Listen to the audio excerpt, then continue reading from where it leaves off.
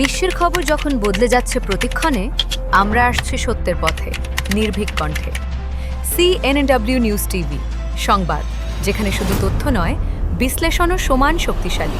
আওয়ামী লীগ যতবার ক্ষমতা এসেছে জনগণের ভোটেই এসেছে, তার বাইরে কখনো ক্ষমতা দখল করে নাই। এই যে আপনার সিলমারা, তা শুনে না আমাকে, আমি স্যার স্ট্রোকের রুগী, 2 বার স্ট্রোক করছি। সিল মারতে দেখছেন? তখন স্যার আমি টয়লেটে ছিলাম, আমি দোকানে গেছি, আমরা দেই নেই, তারা জোর করে নিয়েছিলাম, দেই নেই কিছু। জাল ভোটের যে চেষ্টাটা শেষ হয়েছে, এটা কি আপনি দেখেছেন? ভোট চোরকে জনগণ কখনো গ্রহণ করে না। Election was totally free, independent, no doubt about it. But did it really play out that way? Awami লীগের 15 বছরে আমরা দেখেছি রাতের ভোট ও সাজানো ভোটের নির্বাচন, দেশের দখল হারানোর নির্বাচন।